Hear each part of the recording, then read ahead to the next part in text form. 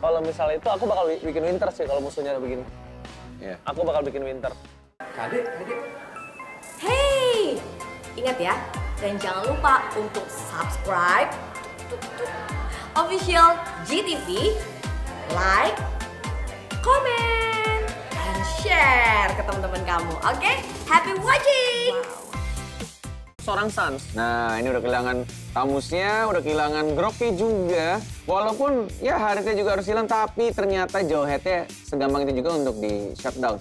Walaupun dibalas lagi, tapi lihat cowoknya. Ini sintingnya sih, emang permainannya bagus banget. Dan akhirnya game 1 sudah kelar dari split push yang dilakukan oleh seorang Chow. Seperti yang aku bilang, dia dari tadi ngelakuin split push dari awal, dari di atas dia udah ketekan, dia udah tahu nih.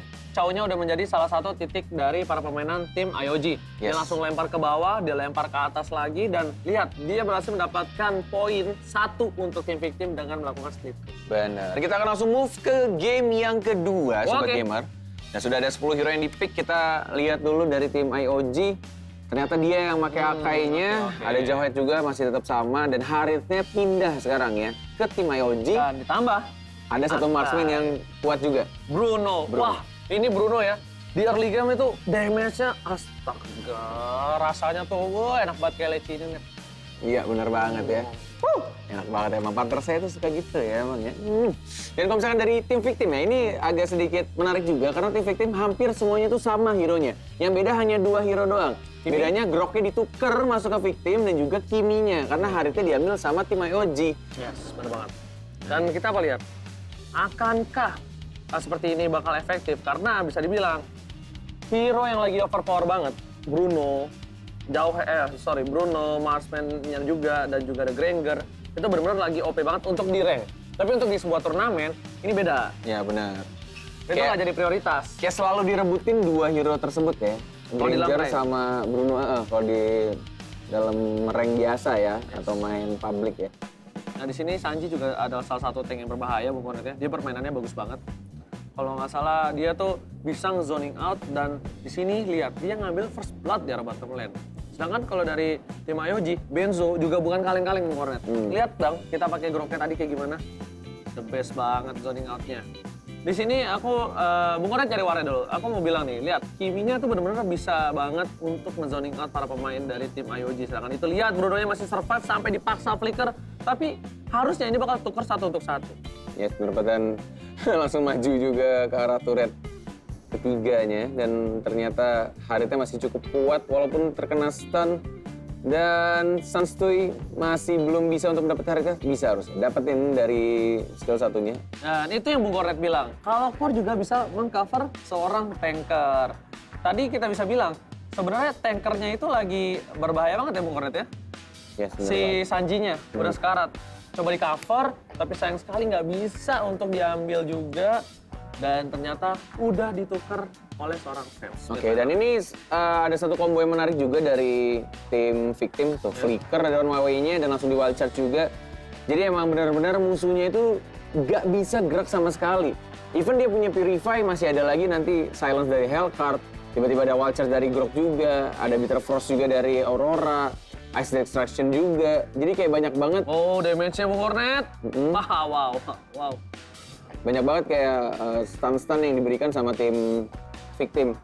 Gak cuma dari satu hero, tapi dari 3 hero. Bahkan 4 sama Chow-nya. 4. Crowd control 4. Mm-mm. Ada 4 crowd control dan Santoy memberikan DPS, ya kan?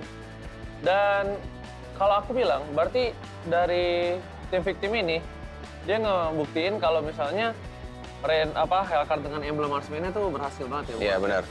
Dan bakal mungkin banyak dicoba oleh para publik di rank. Yes. Langsung. Nggak beda, Pak. Oh bukan, beda-beda, maaf. Nah, tapi aku biasanya, kalau misalnya itu aku bakal bikin winter sih kalau musuhnya ada begini. Iya. Aku bakal bikin winter.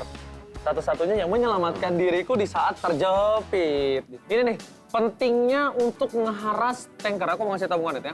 Jadi kalau kita lagi di dalam keadaan menang, dari tim musuh mencoba untuk melawan atau nge-defense, kita nggak harus langsung ngambil ke core ke arah belakang. Kita bisa bonyokin tanker-tankernya. Kenapa? Karena kita memiliki kemampuan dari segi network dan juga level yang lebih tinggi dibandingkan musuh. Yes, benar. Dan ini ada team fight yang cukup menarik juga.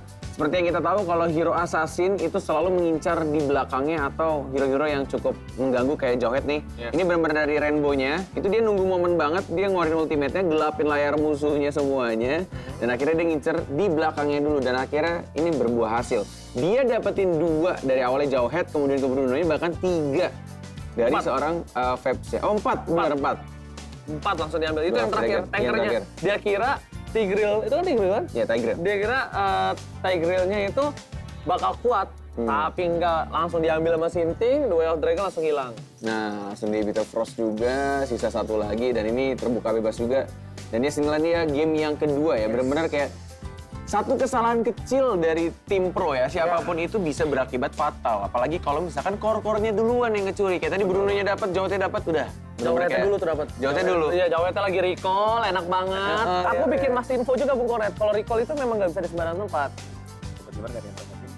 Ya, Mas Info adalah salah satu konten yang aku buat di Instagram aku. Silakan buka di @Poljanska.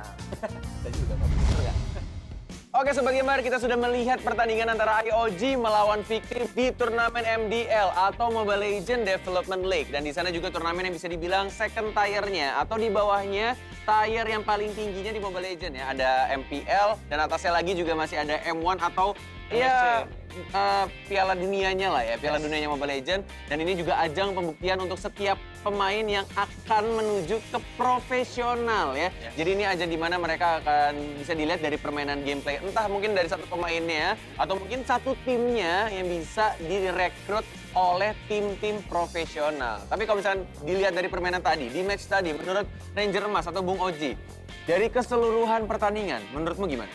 Inilah yang publik harus pelajari. Iya. Kita nggak boleh terlalu takut dengan hero yang overpower. Contohnya apa tuh? Contohnya Bruno. Bruno? Ya, tapi Sama kita Granger ya tadi ya, kalau nggak salah? Tapi kita bisa tanggulangi. Tanggulangi kayak banjir. Kita bisa tanggulangi itu dengan counter-counter, dengan komposisi hero kita yang pas. Nah, contohnya nih Bung Konet ya.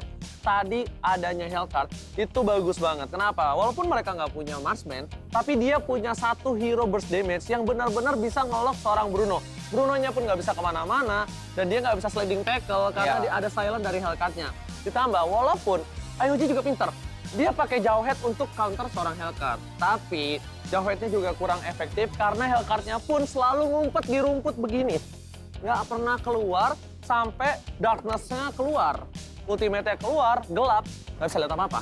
Dan itu adalah salah satu pembuktian kalau misalnya hero overpower itu bisa ditaklukkan dan nggak selalu dipakai di sebuah turnamen. Bahkan dia bisa menjadi opsi yang kedua. Dan juga nggak cuma Hellcard ya. Yes. Seperti yang dibilang juga tadi, Granger sama Bruno itu adalah 2 overpower ya. 2 hero overpower tapi bisa dikalahkan sama hero sekelas Aurora. Yes. Ada Aurora, kemudian ini hero lock-nya juga cukup menarik ya di game kedua. Ada Chow, ada Grok, ada Aurora. Jadi kayak kombonya bener-bener udah kena Silence dari Hellcard, kemudian kena Bitter Frost dari Aurora, udah ke-lock, tambah ke-lock lagi, kena Silence, disundul, dan akhirnya di-burst dan langsung hilang. Gak cuma itu doang. Hero 4 ini, crowd control-nya bagus banget. Saking bagusnya, dari IOG nggak bisa nyentuh seorang Sans. Iya. Kiminya bener-bener aman di belakang, bahkan nangkep begini pun aja nggak bisa. Modus juga kamu muluk aku ya. Bener dong ya. Kita sebagai analis tuh harus iya. terlihat wibawa dong. Jadi ya. kayak benar-benar nggak bisa nyentuh Sansnya bebas banget, sedangkan musuh yang lainnya malah fokus untuk menabrak ke belakang. Mereka juga nggak fokus bisa dibilang untuk ngadepin core-core dari tim IOG. Dari tim Victim. Dan juga bisa dibilang ya, dari kelima player yang ada di satu tim, emang harus benar-benar kuat banget bondingnya, biar apapun yang mereka pakai, itu tetap terlihat kuat. Karena mereka gameplaynya tuh karena ya asas mereka udah deket banget gitu loh. Jadi kayak udah bener deket. Bener apa sih? Bener. Maksudnya contoh kita tuh sudah deket, jadi enak gitu loh. Tektokannya enak, ngobrolnya enak. Bener sih. Tipanya juga enak. Bener sih, bener. Nah, aku belum. Sama kamu ini nggak kasih tahu mau, juga mau. nih buat para player di rumah. Iya. Ya yang publik ini. Kamu kan juga publik. Ya makanya kan aku juga publik. Jadi kita nonton turnamen itu adalah sebuah pembelajaran. Benar. Bisa diterapkan di rank. Yes. Bahkan kalau kamu mempelajarinya secara serius, Ya. itu bisa diterapkan di turnamen kecil.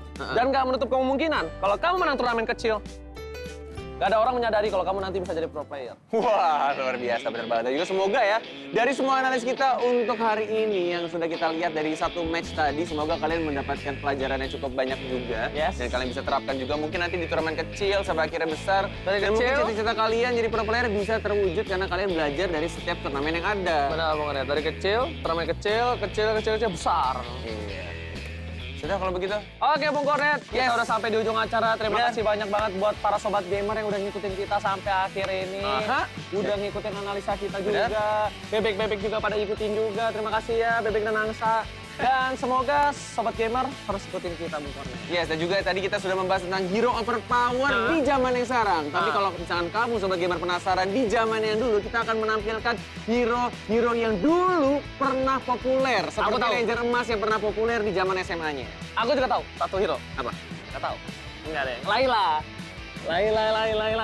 Ya, terima kasih sudah menonton. Jangan lupa selalu saksikan Top Gamer hanya di GTV di hari Sabtu ya. Aku pamit dulu ya. Nah, sana dia mau joget tuh. Udah liatin aja terus. Dadah sobat gamer, bye-bye. Ya, dadah. Net. Laila.